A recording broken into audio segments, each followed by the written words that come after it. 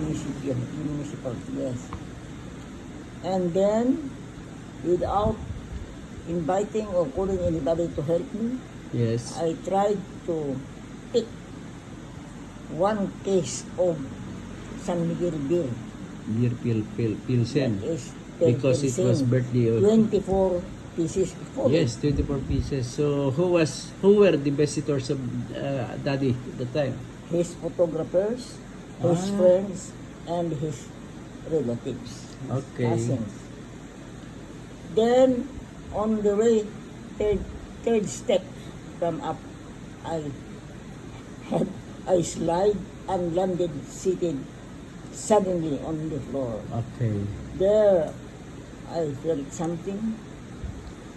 I thought I was urinating. So you were pregnant of me at the time? Yeah, I was 7 months.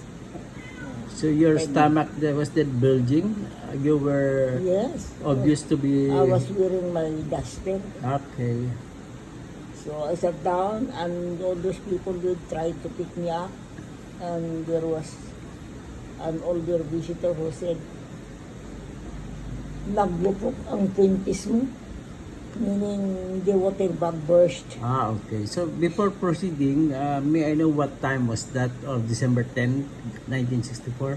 It's just immediately after 12. After Because 12. In So Corondal, 9. In Corondal, the bell rings when it is 12. When it is 6 Okay. o'clock. So you will really know whether it was already Yeah, 12 it's o'clock. after Midnight? 12. It Do you is- mean to say midnight? Midnight. That's Okay. why it is called 10 already. So meaning to because say, the birthday of the father is 9. But Daddy they will stay celebrated his birthday on the 9th. 9. In the evening of the in night? the evening, because in the Okay. morning they were busy also. Okay. That's why I know it was past 12 because the municipal bell already rang. And the municipal bill was just a neighbor of yours at the time. In Just the, about 50 meters away. yes, just the road, across the road. Across the road is a municipal building Okay. and our studio. Because the water of the creek is running under the floor of our studio, our ground floor. Was there any rising of water in Bulok Creek at the time? Or there was none? It was normal? Not yet. But on the 17th, after 7 days. Let us complete first the story of my birthday. So they were the friends of Dad and the photographers of Dad noticed you that lumupok ang Yes, puentes. so they tried to call a nurse. A It was nurse. Mrs. So where was the nurse at the time located? in the Marber clinic, Marble Clinic. Where was Marble Clinic located at that time? Yes, there in the market, beside the market side, because Okay. our area. So also on Alonan Avenue and Osmeña Avenue. Yeah, that's Osmeña in the Street. corner. And Okay. they called him, and they called her, and she came, What was the name of the nurse? Mrs. Valencia. Mrs. Valencia. The husband is engineer, Engineer Valencia. and his eldest son is my classmate. Okay. Hinaro is the name of the eldest son, my classmate. Okay. Hinaro Valencia, who also became a doctor. Oh, The mother is a nurse, and the father is an electrical engineer. okay. So she rushed to me, and then he said, "Oh, maybe it's not yet time for brother to go out. Just stay for a while, and we will try to do something, everything. I lie down. Yes. She did not bring me to the hospital. So what time did you arrive at the hospital? I did not go to the hospital. You did not go to She the was the hospital? one who rushed to our house. Okay. And So I then- thought it was you ran to the hospital. No. So she was the one who came and said it. And later on, without much ado, he said, right, good, try to use it. My firstborn, Yes. with all my force, I tried to force out my son. So in one And- push, And the son came out. did you Now- give me out to the world in one push? Yeah. No, it took around 1 hour of delivering. So it was Thursday morning, what time was that? It is already after 12, so I don't know what After time is 12, it now. maybe 1 o'clock, 2 o'clock. It's that time. So it was a Thursday. It was I that time. look at the calendar. Then, when in the morning, it's early morning, trying to prepare the child, I wrap it, check everything, and said, oh, will you stay here or go to the hospital? Who asked you that? The nurse. The nurse. Mrs. Valencia. Yes. I said, if you think I have to go there, but I think it's right for me. So I stayed there. Oh, it's okay. Then she was the one taking care, and I told my classmate also, my daughter, Labandinger, and they were there attending. They were there Okay. cleaning the baby, etc. So there were sufficient number of No. people who are well-wishers. Oh. Now,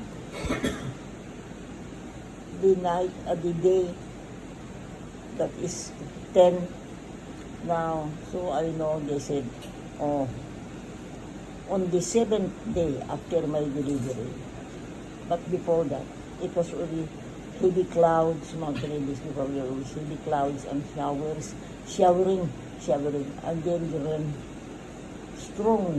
a strong wind.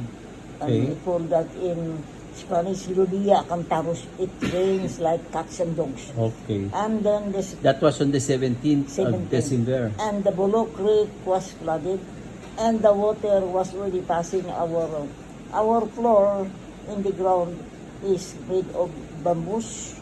So water was already water was rising. over the bamboos. And Okay. so Bamboo floors. when the police department knew that there was already flood and the river was already overflowing, reaching already on top of the bridge, so the fire department called the people of the fire department, including the chief police, Chief Sukayan, tried to pull us up. Sukayan, the grandfather of Governor Sukayan, Yeah. Governor Tamayo. The grandfather of his mother. Grandfather of his mother. No, the father of his mother.